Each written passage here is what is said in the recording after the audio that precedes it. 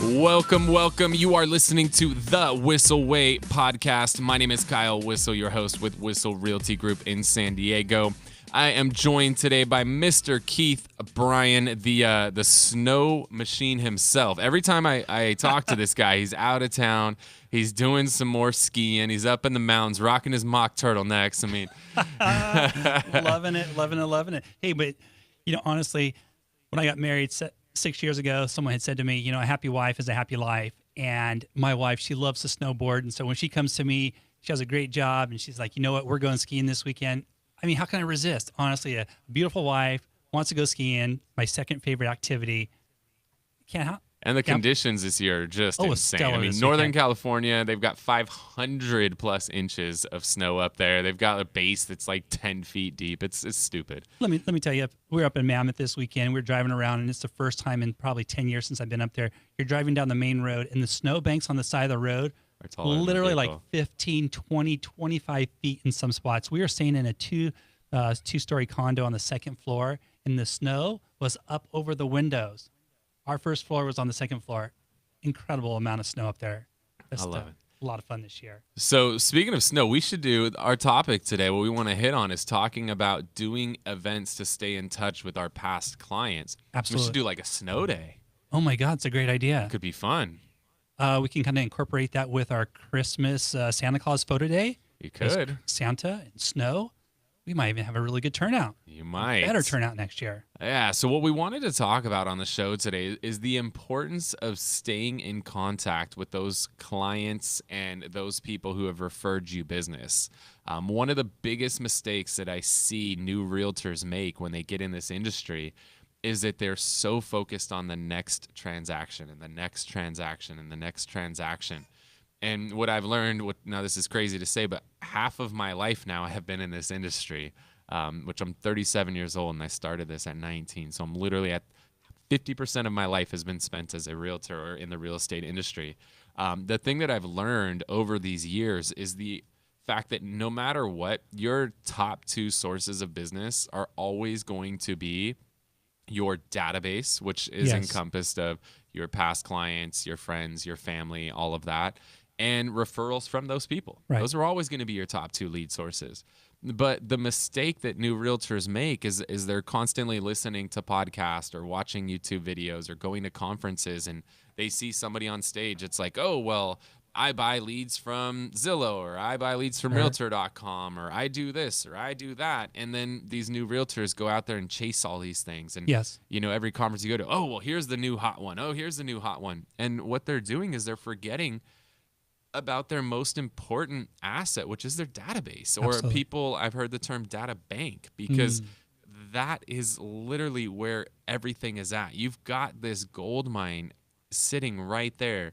And instead of calling these people that you already know, that you already have relationships with, you want to spend all of your time calling Disney or Mickey Mouse at Disneyland.com that just signed up on Zillow. Yes. Right? So talk a little bit about this, Keith. One of the things I like about these client events that we're doing, and I've been with Whissel Realty now for 2 years, and in the beginning, I was talking about these quarterly events, and I would hear them. I'm like, hey, this is great. We're going to do an Easter event in April, and then we're going to do a movie night in October, and there was some other barbecue event.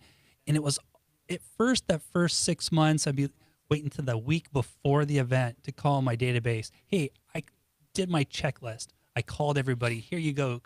And after a while, I started to realize, man, there's really gold in these client event opportunities for the opportunity to connect with people that are in my database, in my sphere of influence, and people that I'm working with, buyers and sellers, and inviting them out to these events.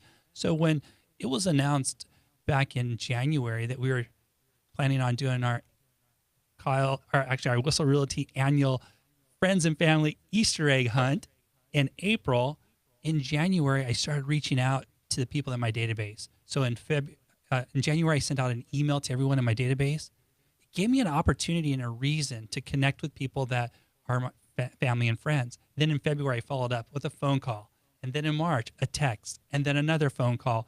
And so when you use these client events and you're looking for a reason to call people, because that drunk monkey sometimes that's sitting there on your shoulder saying, hey, you don't need to call them until the day before the event and invite them out, expecting that everyone's going to be like, yeah, I had nothing better to do than to come out on Saturday for an Easter egg hunt.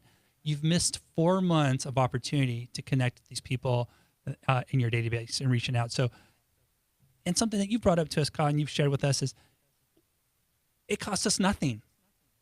Our sponsors, the brokerage, they're footing the bill for these client events, giving us opportunity. And it really doesn't matter if anyone actually shows up for this event, but you've given us an awesome, awesome reason to pick up the phone and to connect with our sphere of influence. And, it's just so important because, like you alluded to that data bank. Yesterday during our Mike Wall presentation, he was sharing with us a realtor from Ohio that 87% of our lead or of our business is going to come from those people that are the not now people. And the not now people, those are the people that are on the fence or not sure. Maybe they're 3 months, 6 months, 12 months out, maybe a few years, but you need to stay in regular contact with them. Like Tom Ferry said, and I heard years ago, and I love the acronym, TOM, top of mind. And what better way to stay top of mind than to use an event like this? I mean, honestly, nobody likes to pick up the phone and call your mom. Hey, mom, it's me. Are you thinking about selling your house this month? Or calling up your brother. Well, I know you're saying you're thinking about buying a house. Are you ready to buy a house? Nobody feels comfortable with those conversations. But the conversations people feel comfortable with. Hey, mom, we have this event. Or hey, sister, you want to bring the kids out to the annual Easter egg hunt next month in April? Man, these are just wonderful, fun conversations that you get to have with people that are in your sphere that aren't salesy. Right.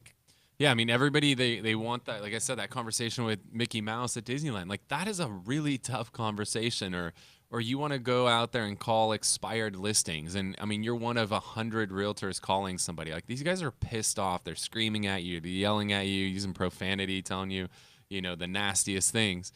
But yet you've got this database of, dozens, if not hundreds, if not thousands of people that are sitting right there, accessible at your fingertips. And when you make those calls, those are fun conversations. It's reconnecting with your past client and hey, how's it going? I know last time you guys bought the house, you guys were pregnant. How's everything going? How's the baby? How's life? Just how's those trips? How's all the ski trips that you've been doing? Like, those are fun conversations to have. Absolutely. It's not picking up the phone and just getting your butt kicked over and over and over again on calls like, expired phone calls, which can be some of the toughest calls to make. Now, yes, there's opportunity there. I don't want to knock expires like there's no opportunity there, but those are really tough phone calls. Indeed, they are. But when you call that past client that you haven't talked to in a year or 2 years and you get to reconnect with them and get caught up on life, I mean, that's a fun conversation. Like, that literally makes your job fun again. Absolutely. And if you're making that effort to reach out and connect with your sphere of influence, your family and your friends and people from your past, hey, you know what? Invest a little bit and get yourself a good contact data management system, like a Contactually or KV Core. We use Boomtown. Get something so that you can start documenting, making little notes. Because I'll tell you what, it's super fun when you're plugging into your dialer and you're going down your list and you come across, Bob Smith's name and you read through the history of the past conversations you have. And while you're sitting there and the phone's ringing, you're like, last conversation, Bob said he bought a new car. He bought a Subaru Forester, a green one. As soon as he picks up the phone, it's not an awkward, hey, Bob, it's Keith over here. It's like, hey, Bob, last time we were talking, you bought that new Subaru Forester. How you liking it? Tell me about it. You're having this great conversation, and you're just building this history database of your relationship with your client. So another great way to serve your client is to keep a list of notes of your conversations or your relationship over a period of time. I love that you pointed that out, because the biggest mistake is not staying in touch with your database. Yes. The second biggest mistake is not utilizing and organizing your database. Like, it's so important. I mean, if you're a realtor, whether you're brand new or you've been in this for a long time, and this isn't just for realtors, this is any business, you've got to have a solid database and you've got to actually use it, right? One of the biggest questions that gets asked is, what's the best CRM? Customer relationship management, I know. There's a variety of different things. It's the one that you already have, right? There's no perfect one. It doesn't matter. I don't care if you got the free version, Zoho, that's free from Google, or you got something like Boomtown or Commissions Inc. that's, $1,000+ a month.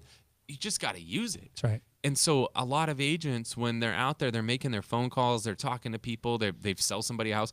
I go look in their CRM, and sometimes the client's not even in the CRM, which is scary. How the hell did you even get them into escrow? But then there's no notes. So you don't know anything about it. You don't know. Are they married? Did they have kids? Did they have pets or anything along those lines?